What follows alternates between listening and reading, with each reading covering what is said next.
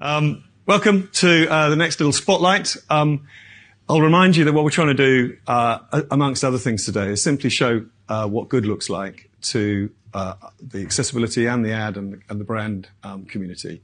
And I think Apple is, very well known for its the work it does broadly around brand and accessibility. And Sarah's somebody that we know because she's part of our community in the accessibility world. But I'm really pleased we've got Alice here, who's from the other world, from the creative world that we've been hearing about. So we're going to watch an ad that Sarah and Alice worked on, and then we're going to talk about where it came from and how they go through those creative processes to come up with the ads that we know and love. So if we could play the AV. Titles. Apple presents The Relay. Floodlights illuminate an empty all-weather track. In black and white uniforms, adaptive athletes and non-disabled athletes pose together. Two teams, combining athletes with and without disabilities, competing side by side. Runners and swimmers crouch at starting blocks. A pair of cyclists prepare to race. Now in bed, an adaptive cyclist uses assistive touch to select stop on Apple Watch. Some people are just born to race. She attaches a prosthetic arm. An adaptive swimmer with dark glasses holds his iPhone. When you want to be great, nothing's going to stop you. Time in bed, 7 hours, 16 minutes. An adaptive racer lifts herself out of bed and into her wheelchair. The adaptive cyclist uses the iLim app to adjust her bionic hand. She cracks an egg. At a table, the adaptive swimmer peels and eats an egg. We have the same goals, the same mindset. An athlete sets an exercise goal on their Apple Watch and puts trainers in a gym bag. Everyone is going out there for the same reason, to be the best. Athletes start workouts on their Apple Watch devices. All you children, gather round. We will dance. The adaptive swimmer uses detection mode in the magnifier app. And detected. 2. He dives gracefully into a pool. As he approaches the wall, a handler taps him with a stick. He flip turns. We will dance together. A non-disabled runner puts in AirPods Pro and engages active noise cancellation. An adaptive runner sprints down a city street. Cyclists train outdoors and in a facility. We train the same way. We practice the same way. We sweat the same way. Activity rings spill on iPhone and Apple Watch devices. Various athletes lift weights and train. Their Apple Watch devices display their elevated heart rates on screen. Floodlights illuminate a track and field. All you children, gather round. We will dance together. Titles. Race Day. 2 teams featuring adaptive and non-disabled athletes competing over 4 stages, starting with a 100-meter sprint on the track, into a 500-meter cycle in the velodrome, a 50-meter freestyle swim, and back again to the track for a 400-meter finale. Together. Competitors prepare at the starting lines. On your marks. Set. The athletes crouch in tense anticipation. 2 runners speed down the track. As a kid, all I wanted was to run and race. Just like my friends. Now, in a velodrome, 2 cyclists race. Stage 2, time advantage, team 1. I was never told, you can't do this. You can't do that. Crouched over their handlebars, they speed around the velodrome and lean into a I turn. was just doing sport like everyone else. As they round a curve, the non-disabled cyclist in black speeds up. The swimmers dive into a long course pool. Their arms slice through the water and they kick rapidly. White bubbles trail in their wake. We will dance. There's no difference between me and any other swimmer. Above them, a digital clock counts seconds. When I get in the water, I want to win. The adaptive swimmer pulls ahead as they approach the wall. Stage 4, time advantage, team 4. When I am racing, I feel free. I feel powerful.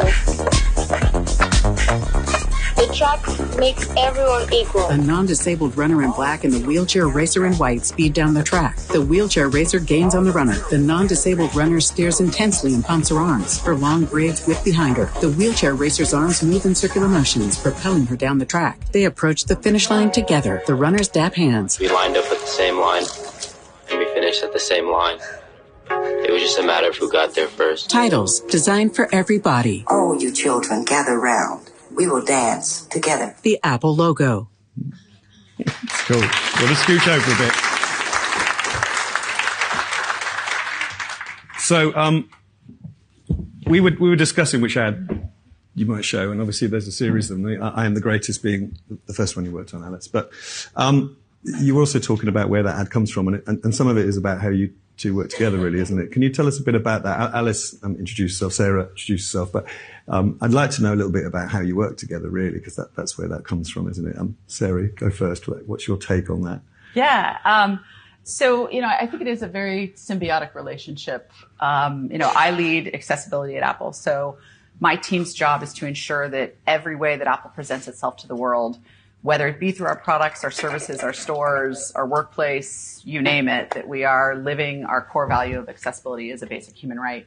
So, this is an opportunity for us to take the incredible work that my team does to make our everything we do accessible, and really be able to use the power of our Marcom machine to to tell that story in a way that's so beautiful. So. Absolutely. It's all about a really close working partnership. I think for me, when coming up with ideas and thinking of ways to answer creative briefs, it really is about connecting so closely with our team and really listening and taking on board, certainly early stages, making sure that we are, seeking input from everyone in Apple, but also, views from the disability communities as well, and making sure that, we're gathering all of that information before, putting our ideas together. So it's really close. I mean, I think right from the start, from opportunities, and, we're always talking about ideas and, what to do coming up. So. Mm. And you said when you came in, when we were chatting earlier, can you just tell a little bit about when you joined Apple and then the This Is the Greatest, that was the first calling card, I guess, in the sense of the series of ads. But what was your experience of stepping into Apple and seeing what they were doing? What a joy of a company to join. And only really the sort of understanding of the commitment to accessibility and, the stories that we could tell. So, the Greatest really came about just wanting to tell those authentic stories. And the sort of the products and features that we have at Apple, they're absolutely incredible. So it was really extremely passionate from the start to sort of dig in and tell that story. And again, met Sarah through doing that as well. And you're saying you work principally in-house in the sense you don't work with external agencies. So there's an ecosystem, I guess, that you work with around accessibility and creative, and somehow that comes together within the mix. So how frequently are you talking to each other and working together? Is it daily, hourly, monthly? Probably not hourly, but we talk fairly frequently, and we've some of these stories have come over the two of us just sitting down and going, okay, what's coming next? Yeah, exactly. What does next year look like? What do we think are going to be features? Our last one before this was one called The Lost Voice, and we one day just talked about the power of being able to bank your voice and have a digital creation of your voice for somebody who's at risk of speech loss. And I remember having this whole conversation about the things that matter most are those personal moments that you have where you're able to tell someone, I love you. And if you think that opportunity may be leaving you, that's huge. And so by me just sort of talking through a little bit of both the technology and the people who use it, Alice is able to come up with these amazing stories to tell. Yeah, and that's a gift to I was going to say, isn't it? You've got to drop that one. You're going to drop it hard, aren't you? It's an absolute gift. And then, obviously you go off and for me, I can't stop thinking about it. And obviously I have a fantastic team as well. And we write lots of ideas, but really the kind of next stage is to come back and share them with Sarah and the team. And I think the huge part of the creative process is then sharing and listening, and then seeking external opinion as well, and making sure that, an idea is never locked. You're always writing and crafting, and, you sort of got to remain so flexible with that process so that you're continuing to develop it as you get the important information from the business. And obviously Sarah's knowledge is so incredible and so vast that we have to get all of that and input that into the work. And with that is just like rounds and rounds of rewriting, and it's a joy to do as well. Yeah, it's a lot of rock tumbling along the way. Yeah. We're constantly, more than anything, living in that world of nothing about us without us. For each one of these ads that we've done, it's been incredibly important to us to go externally, as Alice said, and really embed ourselves in talking to these communities and understanding, with something like the relay, every minute that was changing, even on set, because we would come to realize how somebody used something or what was the moment that we really wanted to capture about their authentic experience with the technology. It's really interesting, actually, because the relay particularly, it's everyone in the film, they're competitive athletes, and that is so essential, that sort of commitment to authenticity right from the very start. And even if I go back to coming up with that idea came from talking to adaptive athletes right from the start, which Sarah set up. And really through those conversations did that idea develop. So, early conversations and, definitely speaking with the disability communities up front. Who decided it was going to be a draw? Well, which community came up with that idea? That just shows the authenticity of that. They're real athlete, real adaptive athletes. And you can tell the camaraderie, the competitiveness in that, and you'd never be able to script something like that. And I think, the director, Derrickson France,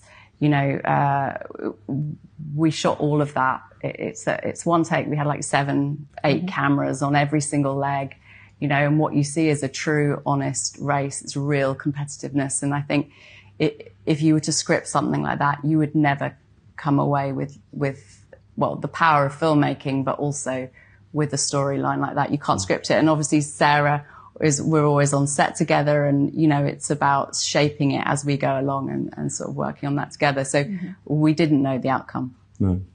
And in terms of the sort of taking it from the accessibility side, Sarah, and working across this, presumably this is within the brand wrapper broadly that you work on the creative stuff in that.